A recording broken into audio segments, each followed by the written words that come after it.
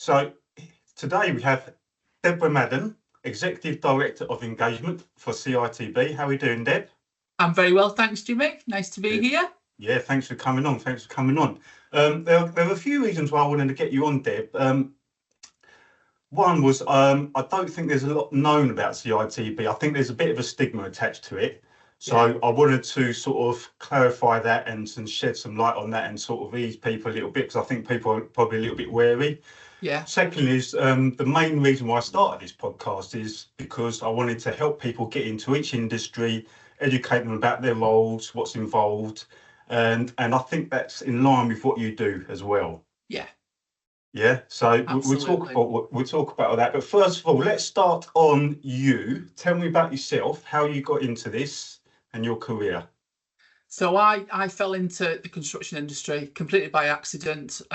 Went through a traditional route, university, did social sciences, criminology at uni. Didn't really know what I wanted to do. Left uni, there was a recession, and MVQs were just coming to the fore. It was very early 90s.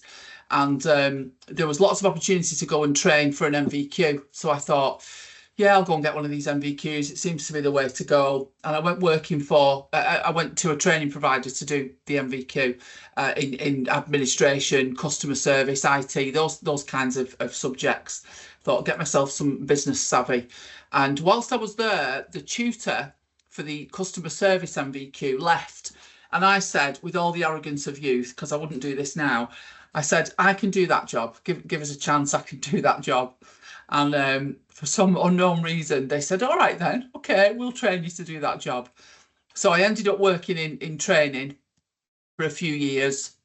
I was an assessor, a verifier, a trainer, and then I was a centre manager for a little while. And then I saw this job come up at CITB. It was a clerical job. But I wanted a change. I wasn't particularly impressed with the way the training was being delivered where I was working. So I thought, yeah, let's go to a big organisation like CITB. It looks good. Construction wasn't the pull for me then, I'll be honest. It was the fact that it was a bigger organisation that had plenty of clout. So I came to CITB. I've been here for 28 years. And I've done a number of jobs across the organisation. I've loved every minute I've worked here, genuinely. Fell in love with the construction industry, the people who are in it. I just think it's a brilliant industry to work in. There is no other industry where you can leave a lasting legacy every time you go to work.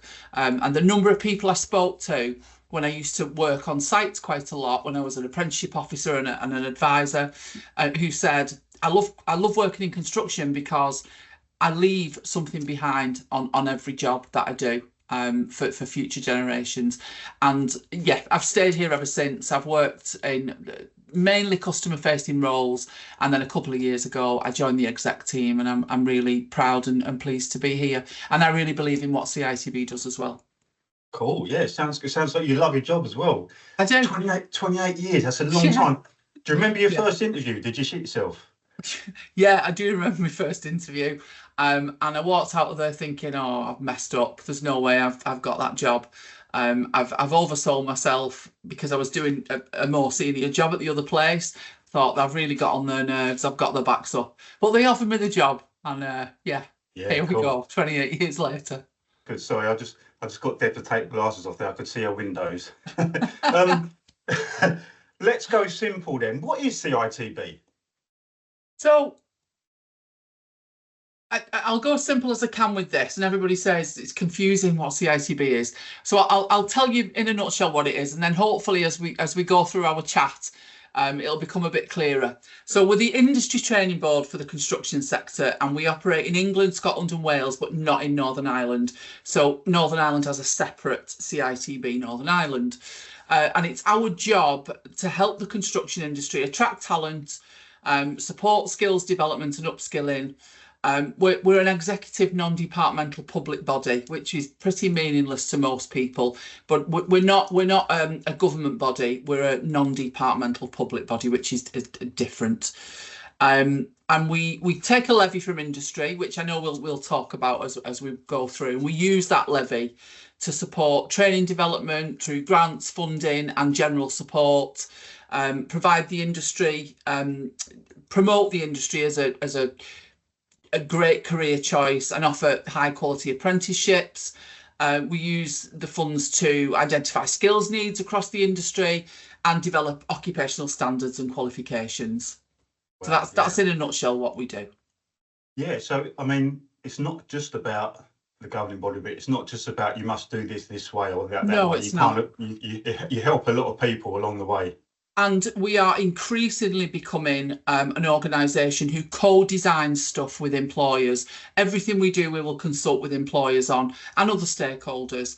But it's, you know, this is the employers' body. We are led by employers, by the industry. So it's really important that we collaborate with them. Yeah, cool. Collaboration, that's key. So you're Executive Director of Engagement. What does engagement look like? So I look after, it's front-facing role, if you like. It's a customer-facing role. I look after engagement teams in England, Scotland and Wales, and those teams engage directly with employers, colleges, training providers and other stakeholders, local authorities and so on, and they support employers to train and recruit talent. I also look after our comms and marketing teams and also our customer experience teams as well, and also a little team called commissioning who commission some projects out, and we keep them close to the customer because it's important. When you say look after, do you deal with these people directly, or do you have a team of people that do the engagement? We have a big team of people who deal with customers, but I absolutely deal with customers directly as well. If a customer wants to speak to me, they absolutely can do. The only problem is that I haven't got the detail that my team have got. You know, I've got some really brilliant people who know our offer, our products, our services, our funding inside out. So actually, you're far better off speaking to them than you are speaking to me. So if an employer wants contact, one of our advisors is absolutely the best person to speak to. Fair enough. So I'd like to ask what your typical week looks like, but it's probably really varied. So let's go this week. What did this week look like? So this week, let me have a think. Where was I? Last week might be better. Oh no, actually, Monday, I got on the train at 6 o'clock up to Scotland to meet with two of our Scottish Federation representatives to talk about competence frameworks and the qualification structure in Scotland, what they want to see in a competence framework, and that was a great meeting. Came back down on Monday evening, came back home on Monday evening. I've been at home for the rest of this week. I wouldn't usually be at home all week. I'd be out and about. This week was a bit of an odd one. So I've done lots of online meetings this week, met with some of our prescribed organisations, so trade federations, talked to them about upcoming consensus, spoke to a couple of customers on Teams calls, had lots of calls internally about comms. We've launched our strategic plan this week, so I've been keeping an eye on how that's been going down on our social media channels. We've had our board meeting this week, our CITB board meeting. So that was in Bircham Newton, and I joined that by Teams yesterday. So that was an all-day thing. This morning we've been writing some proposals that hopefully will make their way at some point to DFE about apprenticeships. And then this afternoon, of course, I'm talking to you. And last thing today, we'll have an exec catch-up call to find out what everybody else has been doing this week. Wow, cool. It's all going. Yeah, I was speaking to one of your team, and she was saying about your schedule and how you're zipping around here and there and everywhere. This is a quiet week, Jimmy. This is a quiet week. Yeah, I can imagine. I'd like to know how you deal with stress, but we'll talk about that later, how you manage it. Or what, I mean, I'm sure you've got a good team around you that helps with everything. Yeah, absolutely. Anyway. Yeah, absolutely. Let's go back to the stigma. What's the difference? What's the balance of engagement with you between the small and the large businesses? So let's break this down a little bit. We have about 70,000 registered companies now. That's probably not even half of all the companies that are in the construction industry, but we've got about 70,000 registered companies. And companies are meant to register with CITB, and we do look for companies who are not registered, and we will register them. But of those companies, and you'll know the makeup of the industry, Jimmy, you'll be very familiar with it. very small number of those companies are tier ones, and we have about 350 tier ones registered with us, and about 90% of those willingly engage with us. They want to use our services, and why wouldn't they? And then engagement dips as we go down through the company sizes, but we know that 90% of the industry is made up of those very small and micro companies, many of them working either in supply chains or outside of supply chains, doing domestic or small commercial refits, refurbs, and so on. And that's the audience that we struggle to engage with. That's the audience where they think CITB is an additional tax, it's to be avoided, and there'll be myth and legend sprung up around CITB over the years. The reality is that many companies who register at that size won't pay a levy, but can still access all our services.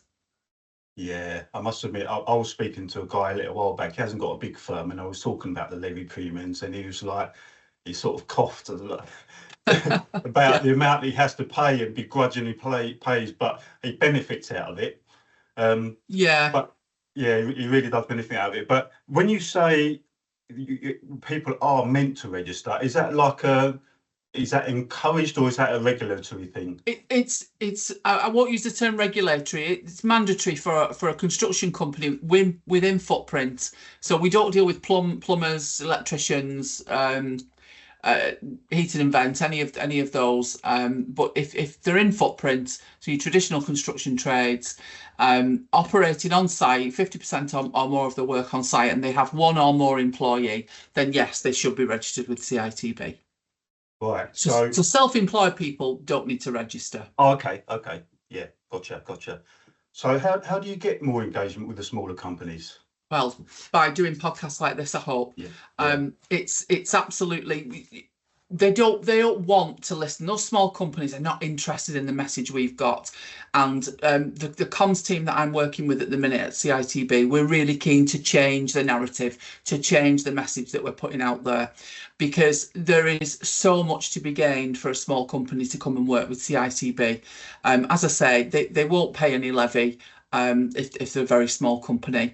And you can find all that information on our website without committing to anything. If small companies are listening and want to go and find out a little bit more about it, you can even do an assessment and find out how much money you're likely to pay if you do pay a levy. But yeah, we're doing more and more things like this, where we know that you've got better reach than us with that community. And that's why I'm really keen to work with you, Jimmy. It's a gift for us, this, that you're happy to have us on your podcast. We're honoured to be here and be able to talk about CITB. We work with On the Tools. We work with a number of mental health charities. We work with some of the Facebook groups that you might be familiar with, to try and reach out to those different audiences, refusing customers, if you like, customers who are avoiding us. And I understand why they're avoiding us. I get it, but let us talk to you, because actually you could have some real benefit from joining with us. Definitely, yeah. I didn't realise, actually. It's one of the reasons why I did this podcast, because I wasn't really aware of everything that you do. So as I was researching for this podcast, I was looking into it all, and I was thinking, wow, there's actually quite a bit that you do for people. Yeah. So just as very quickly, Levy is based on your total wage bill, which is your PAYE and your net CIS. If it's under 135,000, you will not pay a levy at all. If it's between 135,000 and 449,999, you'll receive a 50% reduction on your levy. Right. So there's a lot of leeway there. There really is. There really is. So if you are in the lower bracket, you still get all the same benefits. Yeah, you can still claim apprenticeship grants, short course grants. You can be a part of an employer network. You can get new entrant support. New entrant support from our Nest team. Everything is there on offer for you. It's about helping businesses to grow if they want to grow, helping them to develop. It's about some small businesses who work in the domestic world might want to get into a supply chain. We can support them to do that through some of the things that we can offer and the signposting we can give to them as well. There's all sorts of things we can do for small businesses, Jimmy, and it's really important that message gets out there. We're not less of the big stick approach, more of the carrot. Yeah, well, a perfect example is what we've been speaking about the last couple of days of someone I know is developing an app. Asked you how they can do this, which is obviously CITB. You gave me the relevant links. They might be able to get funding for the app to help them out. So yeah, that's a perfect situation. Let's go to, so I'm hearing there is a shortage of trades in the industry. Why do you think that is? And what's been done about it? So it's not a single issue. It really isn't a single issue. We've got a lack of profile with young people. We fish from a small pond. We don't sell our industry well. You know, you will know yourself from yourself, friends and colleagues. This is a really good industry to work in. It's well paid. The hours can be long, and I guess in your line of work they are very long. But there is so much to be gained from working in the industry. But we do not sell that dream very well at all. Our careers advice is patchy, so we have companies who will go out and engage with schools and work with schools. That kind of advice probably is a bit 15 years ago. What we need to be doing is engaging with influencers on the social channels, people like yourself who get that different audience. We just have a multitude of issues that stop us. We're also competing with every other industry, let's not forget, because every industry is struggling to recruit. There's a cohort of people now who, since the pandemic, largely have decided that actually work's not for me. It's not what I want to do. I want to do something different with my life. So we are all fishing in an increasingly small pond, and there are multiple challenges. Multiple. Yes. Yeah, that's a good point with COVID. Actually, I went through some reflection, and I was speaking to one of my cousins who has a groundworks company, and he's got a guy, and he said, the guy's sort of lost interest over the past since COVID, and I think it's kind of he's reflecting this and he's realised it's not for him. So I think you're right. That is a big aspect of it. Yeah. And regards to the schools, I think you're right. We've kind of moved to the digital age now where everything is online, isn't it? You can access everything all over the world just by looking at a screen. So that is the way forward, really, rather than geographically. You used to be able to guarantee a huge influx of people if you put an advert on the telly or if you put an advert on a big radio station. But the reality is that the young people do not watch TV anymore. No. They stream everything. They don't listen to the radio. They listen to whatever music they want to listen to at a given time. So and they scroll social media and they listen to podcasts. And that's where we have to, gone are the days that we can rely on old-fashioned methods of recruitment for this industry, because the young people we're trying to attract are the people of now. And we need to be really mindful of that. The other thing about skills shortages and recruitment as well is it's not always about the number of people we need to bring in. It's about making the people we have in the industry and those who are being brought in more productive. How do we use technology? How do we use innovation, AI, and all of these things that I'm no expert in, but I'm fascinated by, to make things more efficient? Yes, well, so it isn't just about the numbers, it's about how we make those numbers work better for us. Not harder or more, just better. Yeah, I wanted to touch on this later, actually, because we were brought up and trained in the Industrial Revolution, but we're now in the digital age. Absolutely. So I'm wondering if the schools are preparing the kids for that. I think they are. Yeah. My kids are a lot more clued up. As we know today, we've had problems with all this recording stuff. I'm not clued up on it, but yeah, I think you're right. That tooling people to deal with the age that we're in. Yeah, Absolutely. And I think schools are geared up for it. And I think bits of our industry are geared up for it, but not all of it. We're not fully in the digital age. I think you'll find, and this is not meant to be any kind of intended in any disrespectful way at all, because I can't lay brick or drive a crane, but you will find that a lot of people on site will struggle with digital tools, will struggle with the digital age generally, and that's remiss of us as an entire industry, because we need to make sure that our people have got the skills and the training they need to move into that digital age with everyone else. Yeah, that is a good point, actually. I was talking about the kids coming through, but it's the actual people It's that are everybody. outside now. Yeah, that's a good point. Yeah, so with the trades, I mean, I'm sure you're aware that the new government is planning on building 1.5 million homes. Is that the right figure? Yeah, 1.5 Yeah, it is. in the next few years. How are we going to do this? How is this achievable? Well, look, I'm going to say it's achievable because it's something we have to strive towards. We already need 250,000 new people over the next 5 years, 4 to 5 years. The home building challenge probably adds, we don't know exactly, but probably another 110, 120,000 on top of that. Because, of course, it's not just bricklayers, it's roofers, it's utilities people, it's ground workers, it's plant operators, it's the ripple effect of it. It's a massive ask. And that's why all of the things that we've talked about on careers, on attraction, on where do we fish for our people, on productivity, is so important, because without employing all of the tactics, we haven't got a hope in hell of meeting that demand. We just haven't.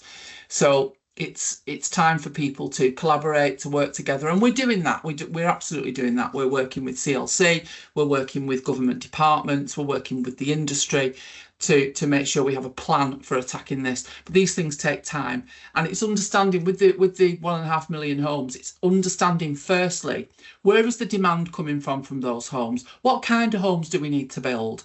Where do we need to build them? What infrastructure is already in place? All of that planning and organising and thinking has to be done before we can put practical steps in place. We do have some plans to build some hubs, so pop-up hubs, on-site hubs. We're working with NHBC to do that. And those plans are ready to go, but we need to understand the demand. There's no point us building 5 hubs in the southeast and then all the demand is in the northwest, for example.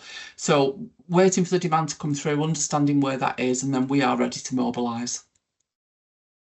Yes, yeah. I mean, you talk about the ripple effect there, because it isn't just the building of the homes. You've got to build schools, the infrastructure, the roads. Yeah. I mean, I was brought up in a small town.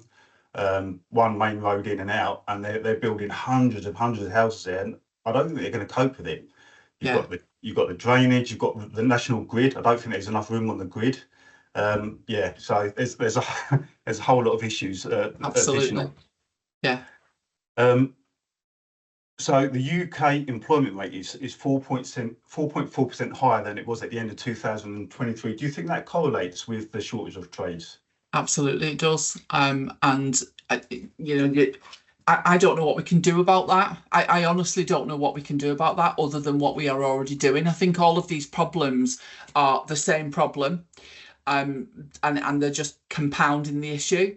So which makes us more, which drives the need for us to have more interventions to fill the gaps, to fill the shortages, because we have shortages of skills where we need to bring in new entrants, and then we have skills gaps where the people in the industry need to be upskilled or reskilled to do the different roles that are emerging, and that makes the burden of training on our industry really, really high.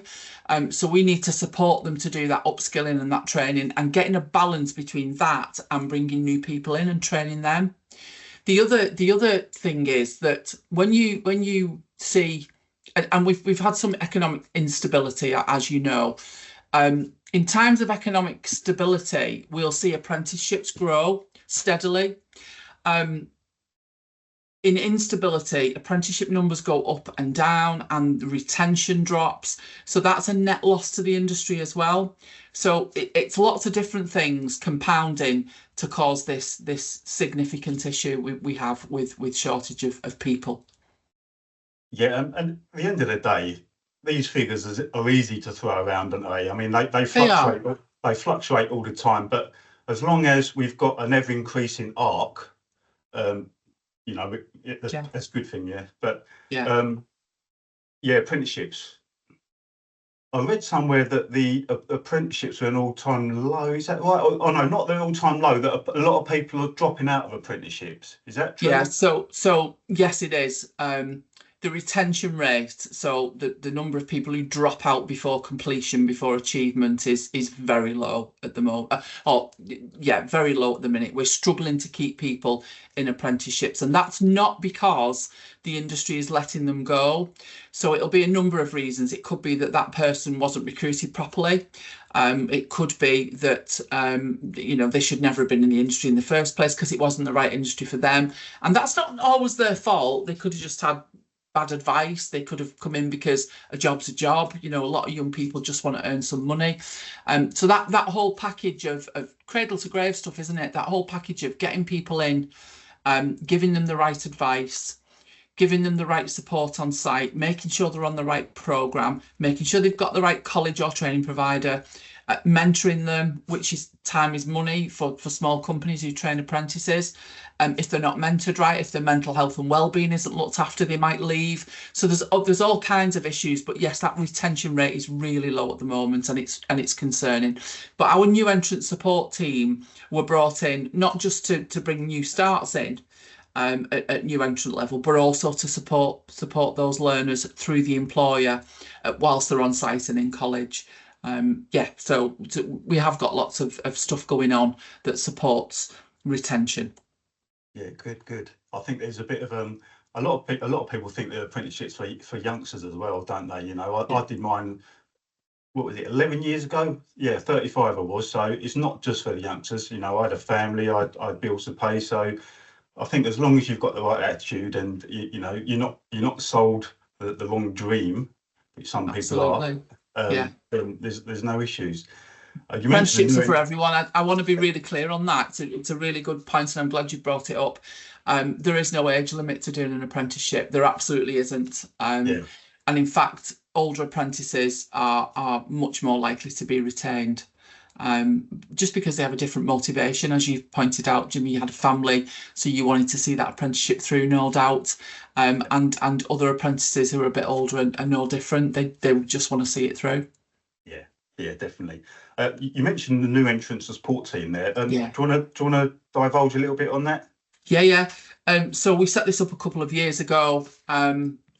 What we identified was that the skills system is bureaucratic. So by the skills system, I mean bringing someone in to an apprenticeship programme, doing all the relevant paperwork, sorting out the apprenticeship levy side of things, sorting out the CITB grants.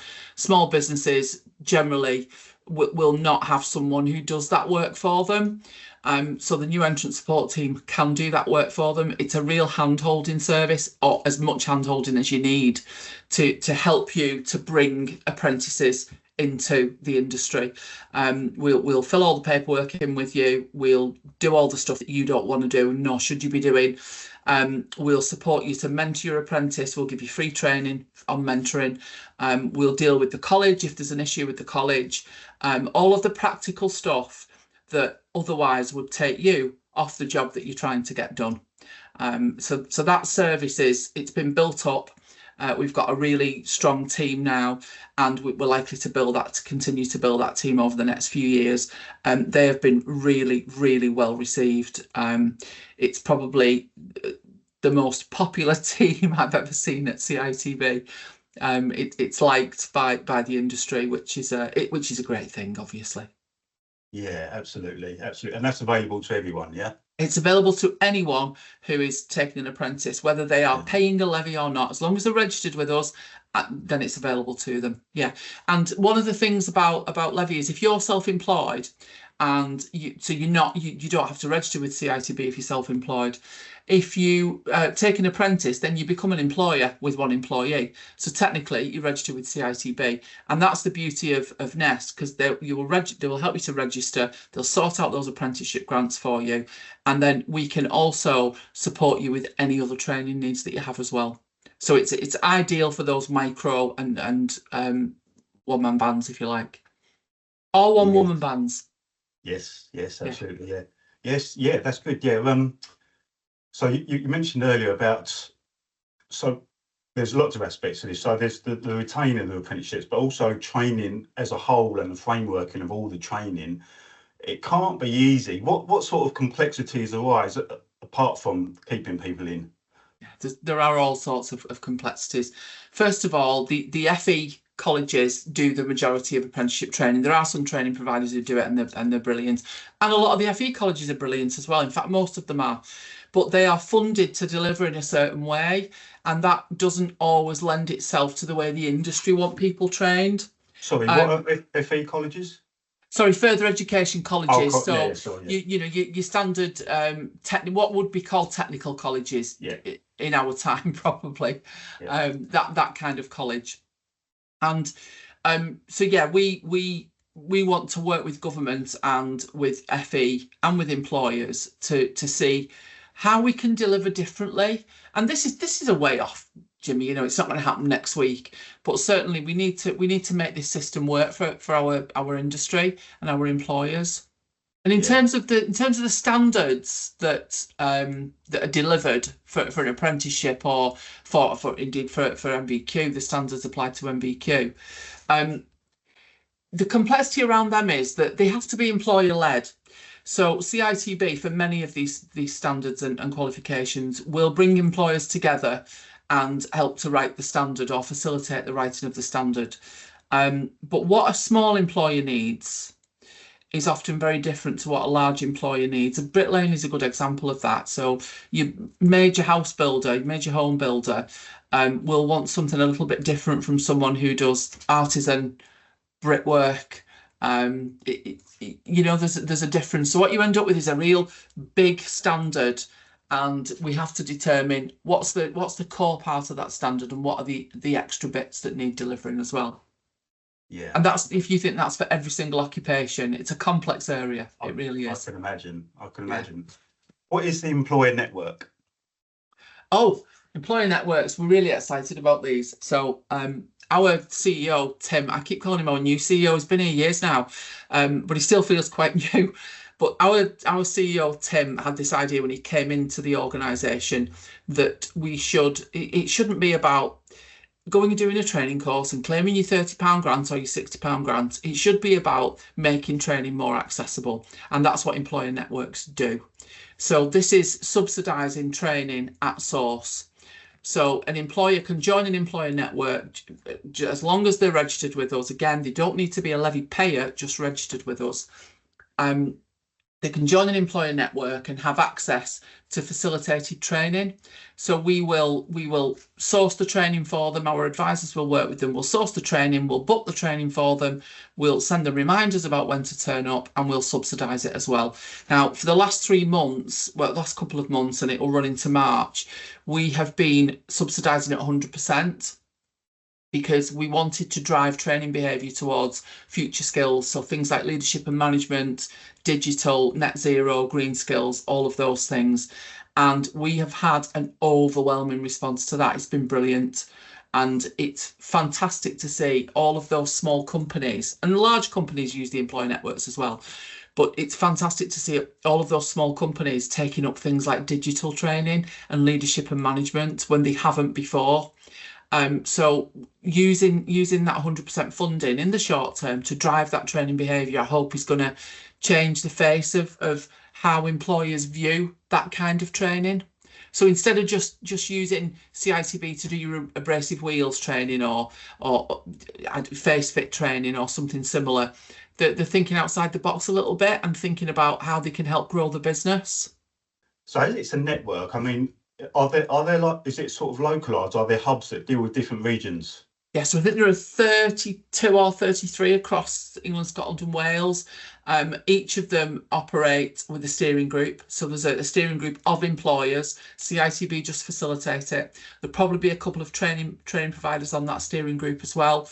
And they steer the kinds of things that should be delivered through employer networks, where the funding should be. And in fact, this additional funding that we put through just recently was all about employers telling us, actually, we'd like you to drive behaviours in this way.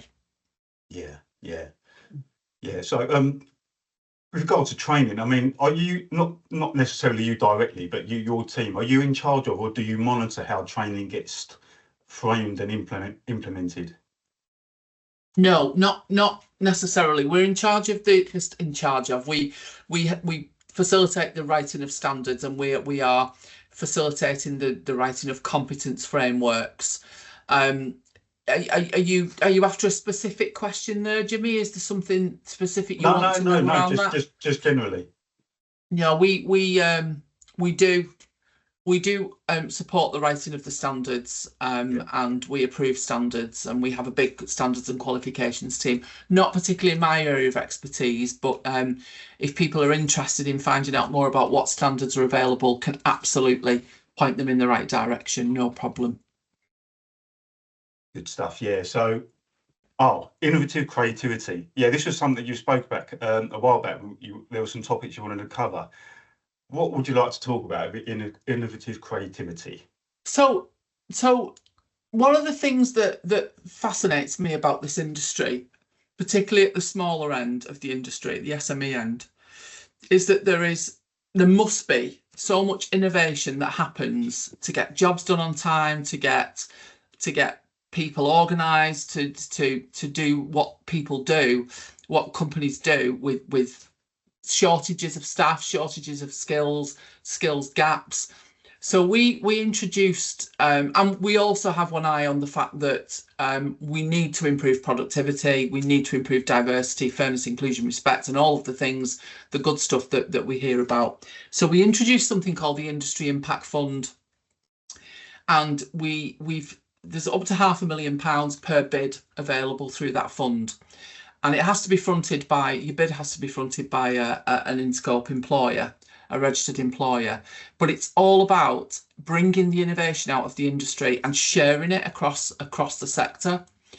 Because there's absolutely no use in someone innovating in a pocket and doing something that has a really profound effect on their business and their bit of a business, and not sharing that with the rest of the industry and allowing them to try it out.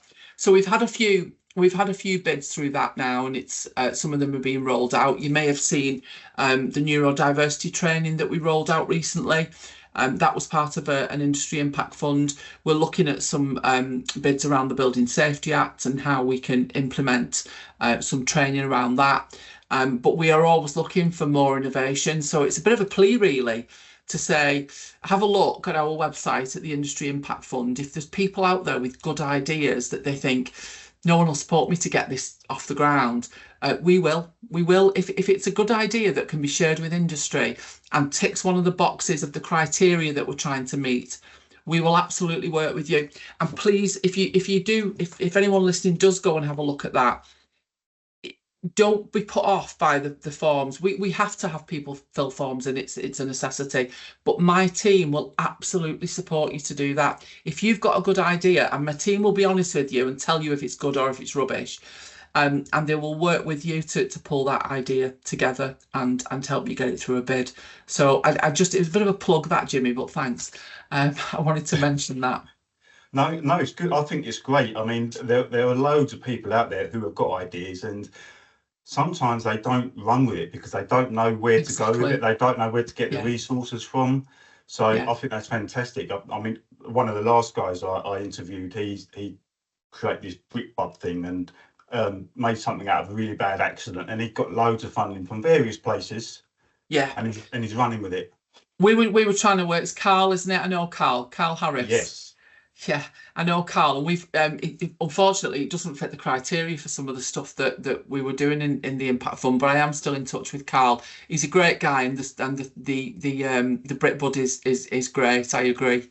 I think it probably needs to be incorporated into some college training, into some of the standards. But we are continuing to work with him. Yeah, well, I mean, he's doing a lot of talks in schools and colleges.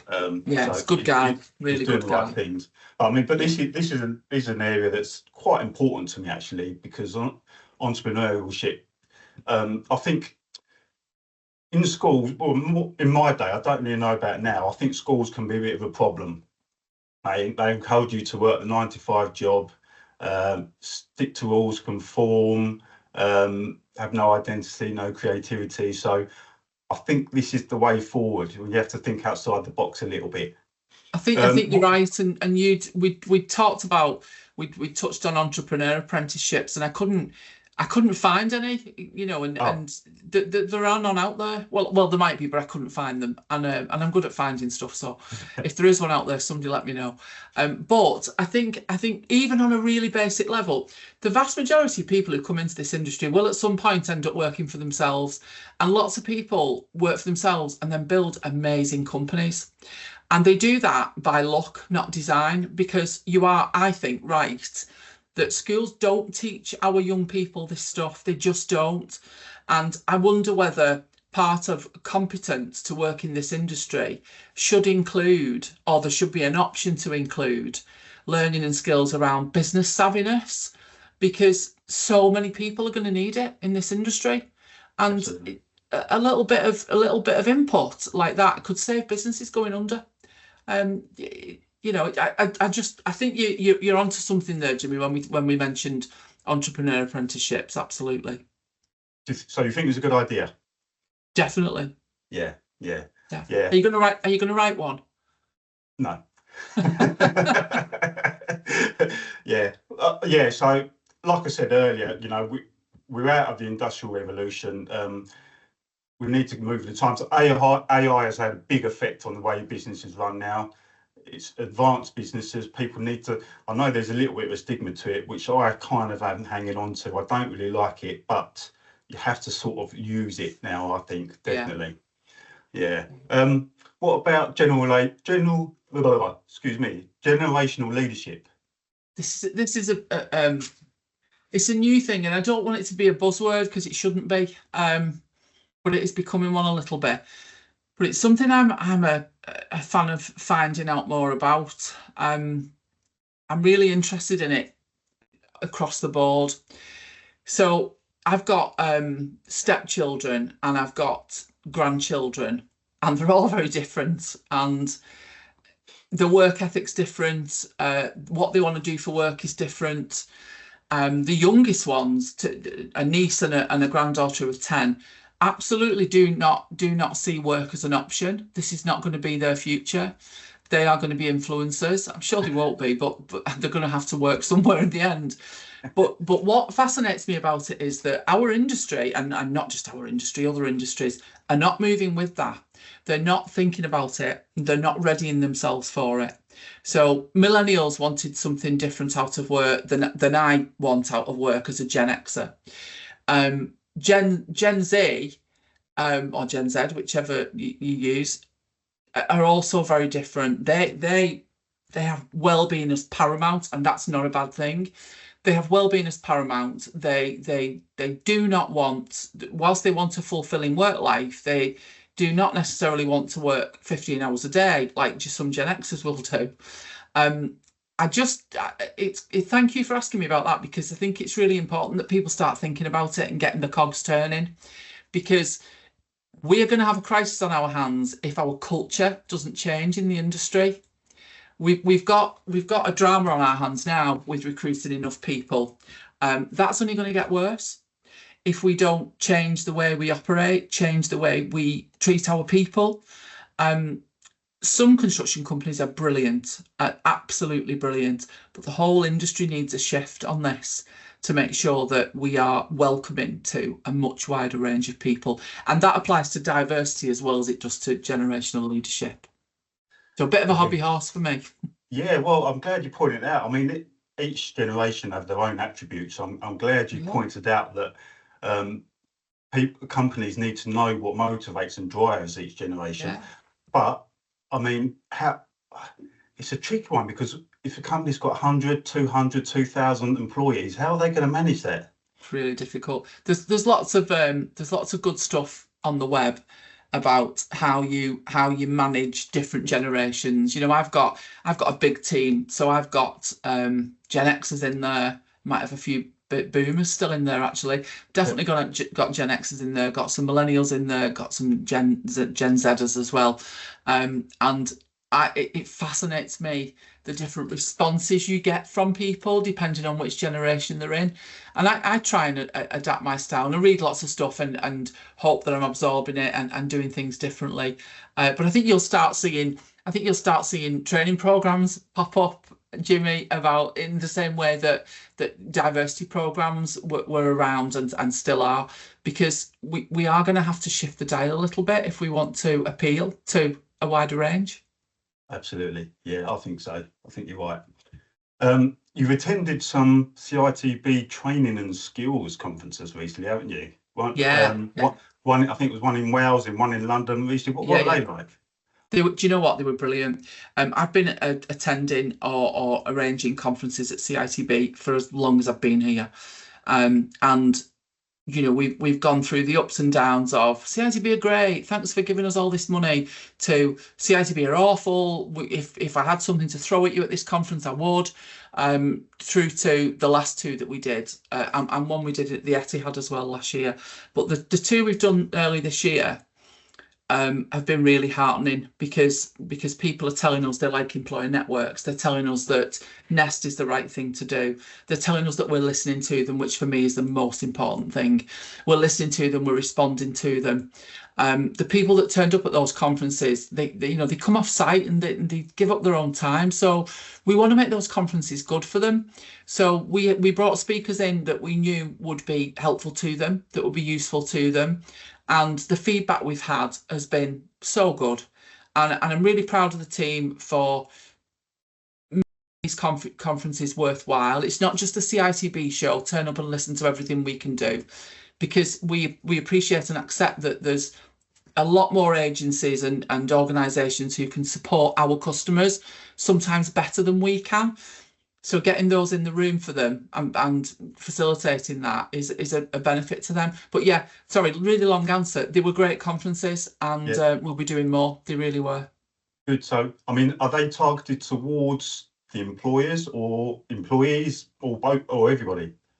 Everybody. So our primary audience is always going to be employers who are registered with us. That's our primary audience. That is why we're here. That is why we do this. But what we've learned over the past couple of years is that those employers, those customers that are so important to us, tell us that actually we'd like to be here with the training providers. We'd like some of the local authorities to be here as well, because we want them to hear the trouble we're having, the problems we're having, the struggles we have. So we've opened it up to a slightly wider audience. So core audience, absolutely, Interscope registered companies, peripheral audience, training providers who are also our customers as well, and our stakeholders too. Yeah, cool. What about women in construction? Has it improved over the last couple of years, do you think? Well, knowing we were coming doing this chat today, Jimmy, I thought I'd better just have a look at the stats, because I knew I'd get a question about women in construction, obviously, because I am a woman on the periphery of construction. It's interesting because it shows a real significant increase, and I am going to get you some data if you want to use it or put it into the information that goes with your with your podcast. But there's been an increase in women on construction apprenticeships. Now, it could be that because apprenticeships you can now do at degree level and higher apprenticeship level, it could be that they are focused more commonly in those higher level apprenticeships, such as civil engineering, quantity surveying, and all of that, that professional and technical area. But nevertheless, the fact that it's risen after a real flat line for so long is really, really positive. And the other thing that I noticed, I presented the awards at Skill Build last year, which was a real honour to be asked to do that. I think it was because I was cheaper than a Z-list celebrity, but it was still an honour. But women were really represented, young women were really well represented at the finals as well. And in fact, there was I think it was the painting and decorating.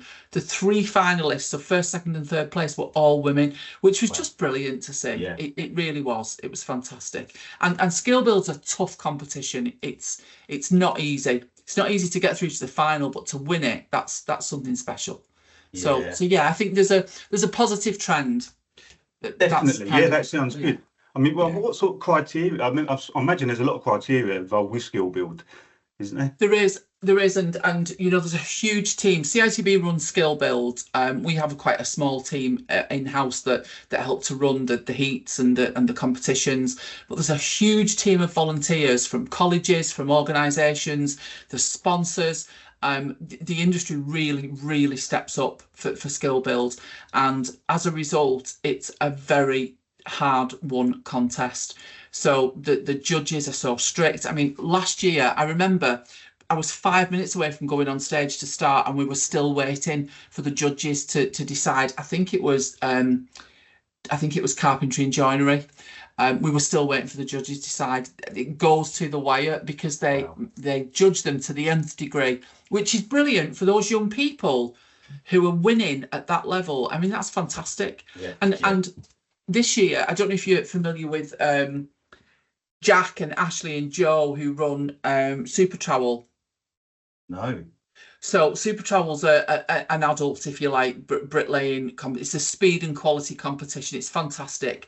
We were CITB supported it last year, and we will do again this year because it's a brilliant breeding ground for talent and for small companies who want to grow. But this year, they're very involved with Skill Build, very supportive of it, and they offered a place to, and I'm going to show myself up here because I can't remember the name of the competition in America, but it's a skills competition in America. And the winner of Skill Build, they awarded them with a huge boarding pass to go to Vegas to compete in this American competition. And it's just happened. If you have a look on LinkedIn, it'll be there. Kyle Blower, his name was, who won the bricklaying. And he's just been to Vegas with the Super Trowel guys and with lots of other people to compete over there in Vegas. So yeah, it's brilliant. Skill Build's fab. It really is. Proper good showcase for our industry. Yeah. Yeah, they all get dressed up and stuff, don't they? It's quite a big event, isn't it? They do, yeah. So with regards to the women, I imagine you speak to quite a few women in the industry. What sort of feedback do you get from them, like with regard to the entry process and then the honeymoon period once they're in? Yeah, it's mixed. It's mixed. So the first thing to say is there's all kinds of initiatives going on, which are brilliant and needed. And some of the big companies have got this absolutely nailed on. I'm reluctant to mention companies specifically for fear of missing other companies out. But I am going to say that Seddon do this really well. And then, you know, you can mention probably any of the tier 1 companies who will all have programs in place. The reality, though, with and this is what I'm hearing, it's anecdotal, it's not fact, it's anecdotal, but it's important that it's heard, I think, is that the intent is superb. Companies want women to come into they recognise the worth of having women, the different skill set that women have in some cases, and they will move heaven and earth to make sure that women are recruited. You know, they're recruited in a fair and open way, but they'll ensure women are recruited. They'll bring them into the industry and they'll support them in the first 3 months, 6 months, 12 months, whatever that is. The reality, though, is once those women drop off that initiative, they're exposed to the culture of the industry, which in many cases is still the same as it was 20 years ago, despite the industry desperately wanting to change that. Now, there are absolutely changes and small moves being made to make things better for women in the industry, but I think I've just got to be real on this. There's still a long way to go, Jimmy. There really is. Yeah, there is. I mean, I interviewed Lionel Edwards a while back, the a machine driver, and I don't see any digger drivers on site ever. And she's explained, you're right, the industry doesn't always welcome them one, two in. Yeah. She explained the problem that she has.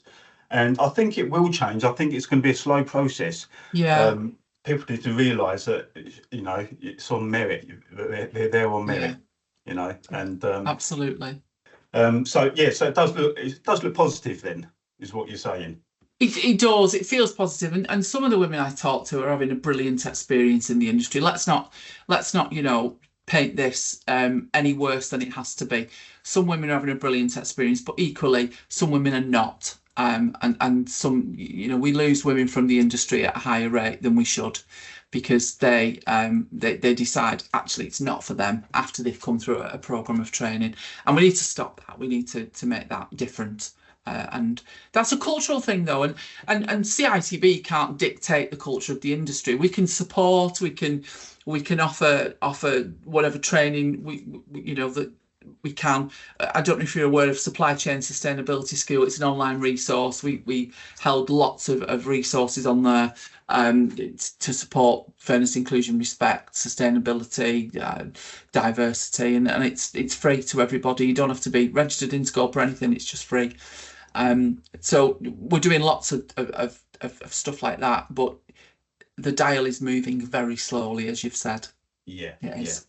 And I mean, at the end of the day, these women who decided it's not for them, it might be that particular role isn't for them. It's like anybody, you go into a role and it's not for you. Oh, let's try something else. Let's go down this avenue. We've all done it. Yeah. What about grandfather rights? What are grandfather rights, and how have the rules changed? Because they've changed recently, haven't they? Okay, I thought I'd get away with this, Jimmy, but it appears I'm not. Right, grandfather rights. I'm not an expert, so I'm going to give you what I know about this, because I know how important it is to a lot of people in the industry.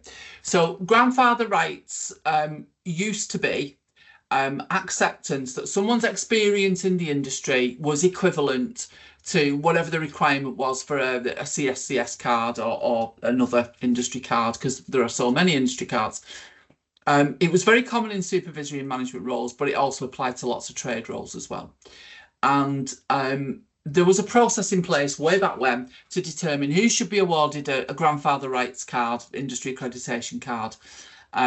Fast forward a number of years, and the Grenfell tragedy and Dame Judith Hackett's report and the subsequent need to have competence evidence is right at the forefront of everything we do. And you will know that, working in such a regulated part of the industry. Competence is widely considered, and I know there are other options, but I'm just going to give you a general view of this. Competence is widely considered as the MVQ or equivalent qualification, and CLC, the Construction Leadership Council, put a deadline on all grandfather rights cards or industry accreditation cards being replaced by a full CSCS or equivalent card by the end of December 2024. So CITB, as I've mentioned, we don't own any of the card schemes, none of them, although you can find information about them on our website. We work with CSCS and with a couple of the other card schemes and CIOB, some of the federations and lots of training providers, and we asked them what was the easiest but legitimate way to get these people with grandfather rights cards up to a standard where they could get an MVQ. And to be fair to the training provider sector, they have really stepped up, and they have made they've made the process as simple as possible. CITB increased the grants because that was a nice push for employers to support, and we have cleared a lot of those cards. Or the industry has, it's not CITB who's done that, it's the industry have cleared a lot of those cards. There are still some outstanding, and we're just trying to determine how many of those are people who unfortunately have decided to leave the industry through retirement or for another reason, and how many people still need to renew these cards. So that's kind of grandfather rights and industry accreditation in a nutshell, Jimmy. Is that okay? Yeah. So I mean, the positive thing that comes out of it is going to ensure competency, isn't it? Really? Of course, yeah. But there's a lot of There's a lot of bad feeling from men and women who've worked in the industry a long time and have pots and pots of experience. And why do I have to prove this again? And I get that. I get it. I totally get it. But this is just a one of those. It's a JFDI. Yeah. At the end of the day, it creates a level playing field, doesn't it? So Absolutely. it doesn't mean these people aren't good at their job. No. But it just creates a level playing field for everybody, and it ensures absolutely. that everyone's doing it safely. Yeah. I want to touch on university. Yeah. You went to university. I did. You changed your mind on what you wanted to do. Yeah. My cousin, he was a banker. He did really well. He luckily for him, he managed to retire early. Yeah. But he's always said that he would have got where he did sooner and cheaper if he started at the bottom without going to university. What do you think on that? So, a couple of things. Talk about my own experience first. I loved being at uni. It was great.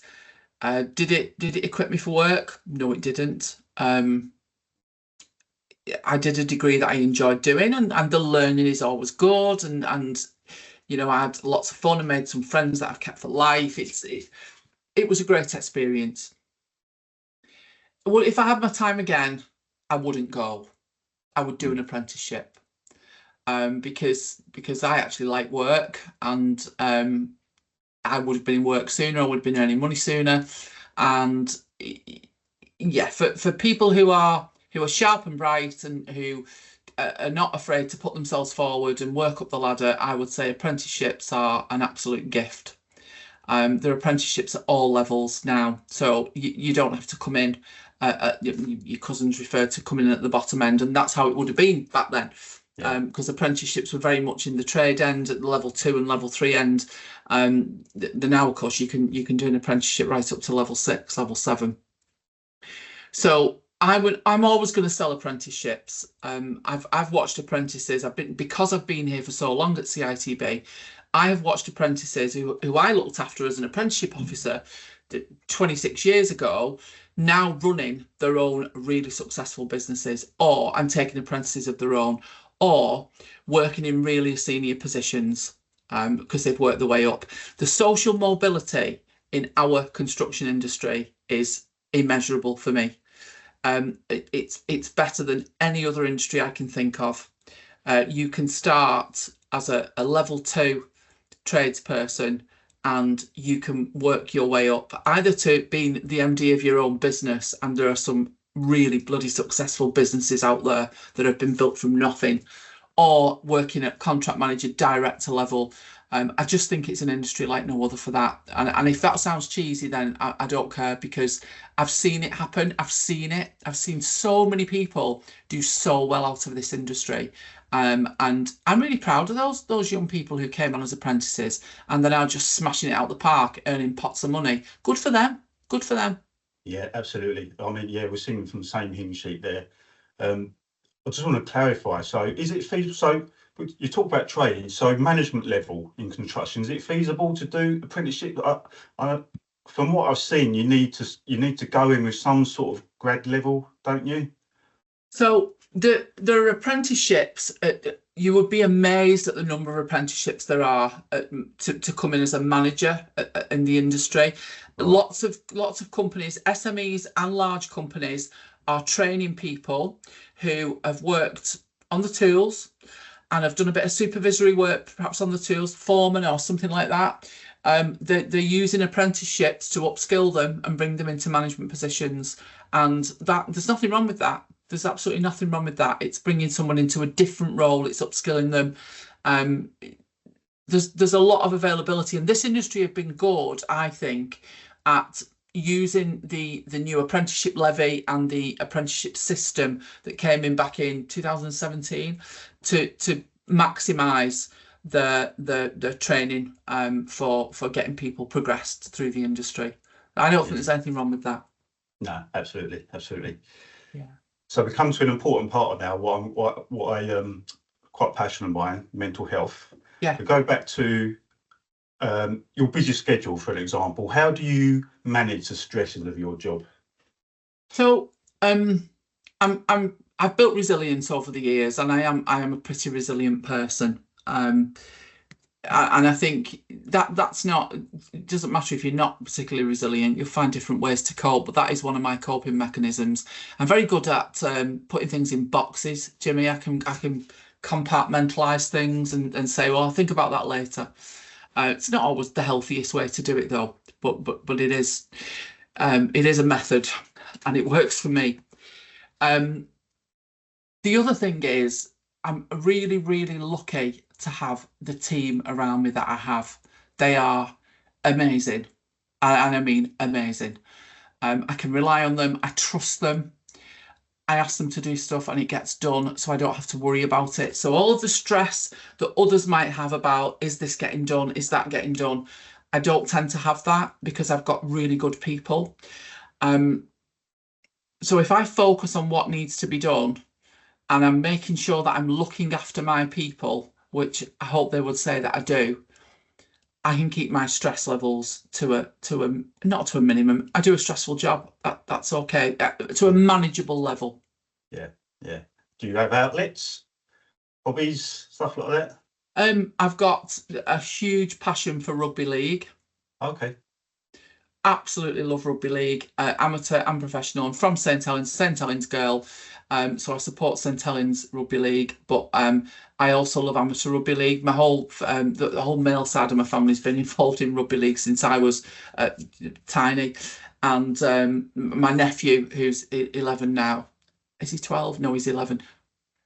He plays amateur rugby league, and my brother coaches. So I've got a huge passion around that.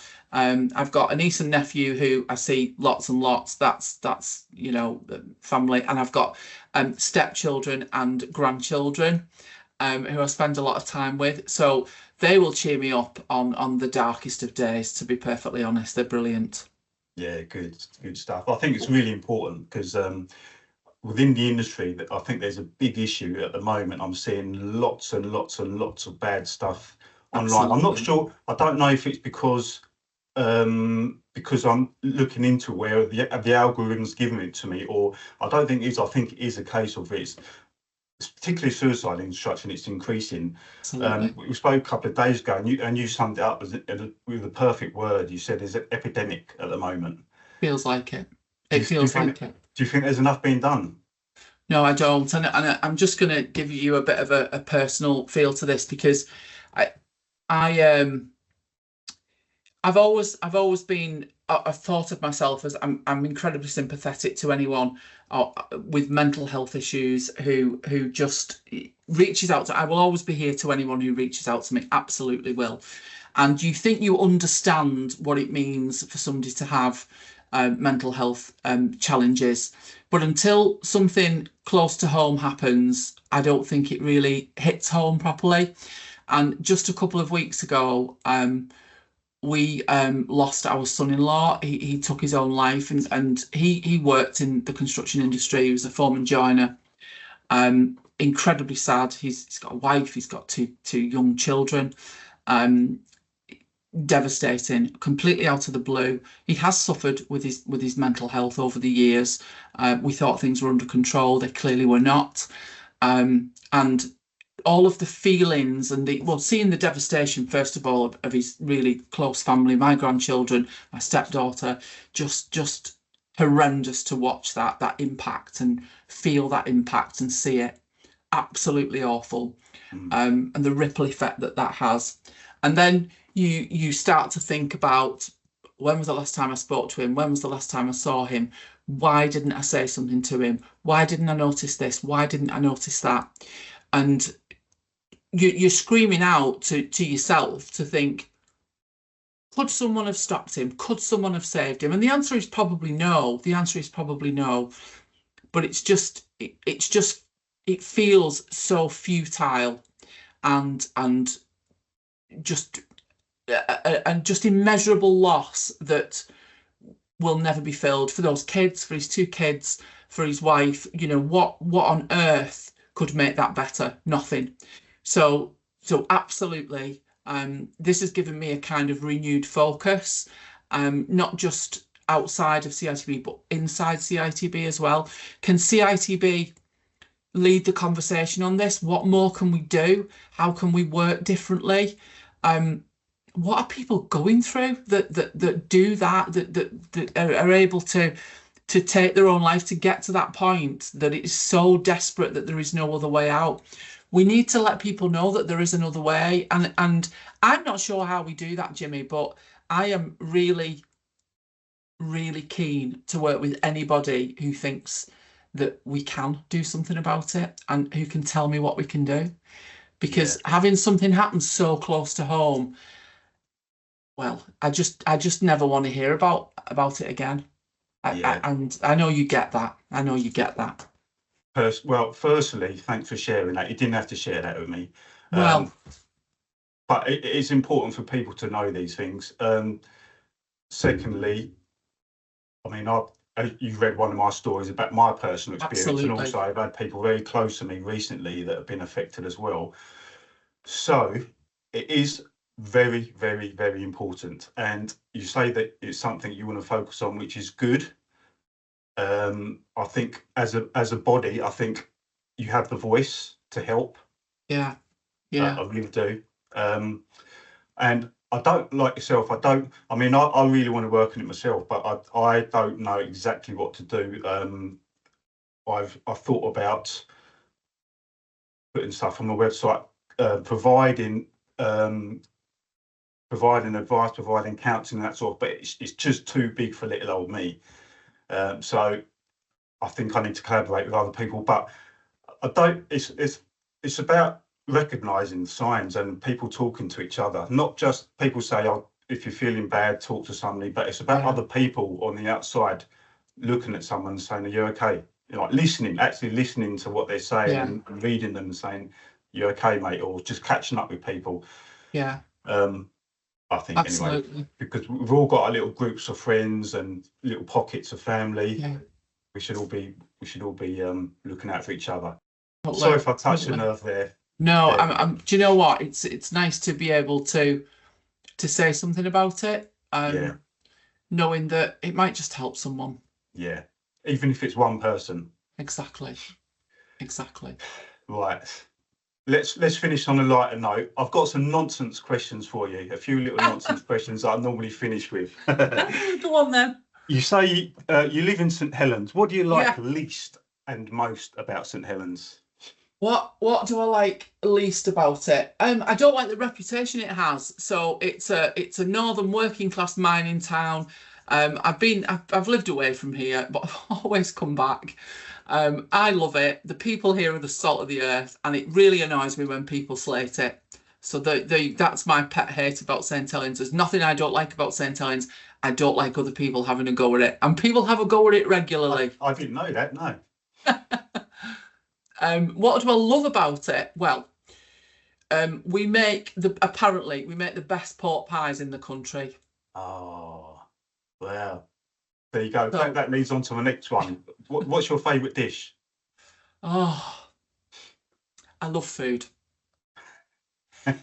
Oh, that's really tough. Really tough. Can I go with a genre?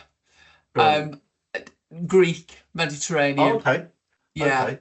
I hate questions because I don't like to have favourites. I like to just appreciate everything. Well, I there's not much food I'll turn down, but Greek, Mediterranean, yeah. Nice. Are you a starter and main or a main and pudding type of girl? Starter and main. I'm not a sweet tooth. Yeah. Oh, okay. I love a bit of pudding, me. Yeah. I've asked this question before and couldn't get an answer. So northern men tend to call their women our lass. What do the women call the men?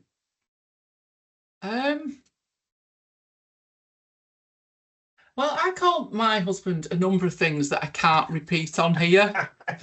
But a really common one in the Northwest that women and men call each other is cock, which people find really amusing. Yeah, all right, cock. All right, cocker. Yeah. That's a very St Helens thing, that one. Yeah, I've heard that. As you know, I'm working in Manchester at the moment. Yeah, you'll have heard that. I'm hearing that a lot. Yeah. Yeah. How do you challenge yourself? Oh, that's a really good question. So I know stuff I'm not good at. So I am not good at this deep thinking piece. So I'm kind of, if someone says we need to do this, I'm already doing it. I'm on with it. It's nearly finished. So my biggest challenge is stop. Don't do anything. Think about it first. Yeah. And that's the challenge for me, because I am itching to get going with stuff. Right. I have to really challenge myself to say, no, think about this, work it out, think about what could go wrong, think about what could go right. And yeah, so that's how I challenge myself, by challenging myself to take a step back. It's good that you know that about yourself. What are you obsessed about? Lots of things. Yeah. Music. If I'm not talking to someone, there's music playing.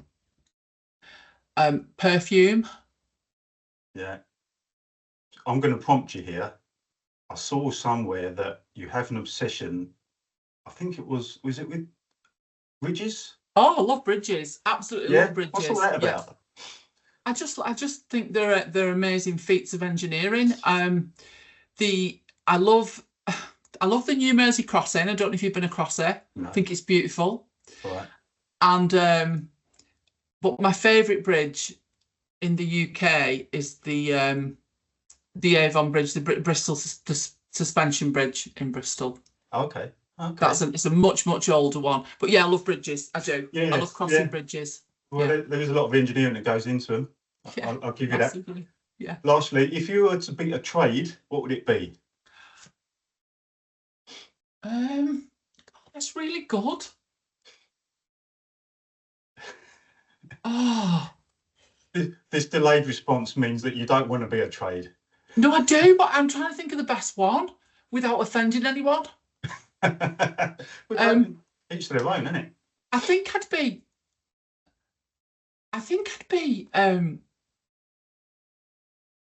like an architectural brickwork.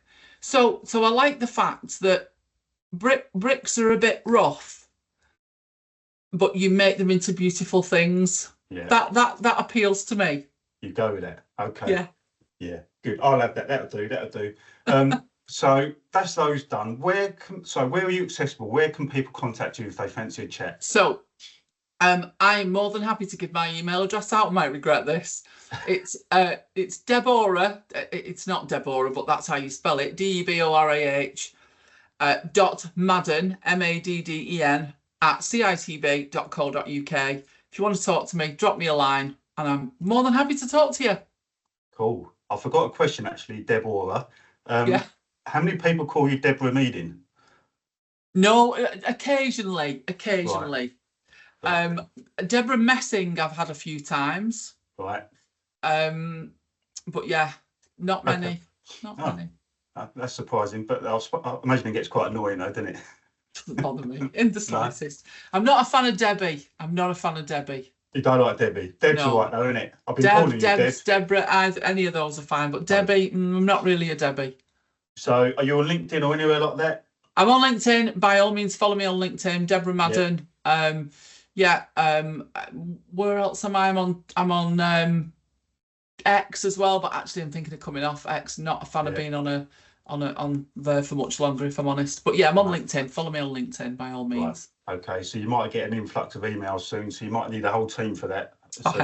Sally's going to be delighted, isn't she? You've met Sally. Yeah, she's great. I need a Sally. We all need a Sally. Everyone needs a Sally. She's brilliant. Well, that's us then, Deb. Well done. Oh, Jimmy, it's been brilliant. Thank you. Yeah, likewise. Yeah, it's been an actual pleasure. And I think you're wonderful, by the way. Thanks for coming on. Bless you. I think you're amazing.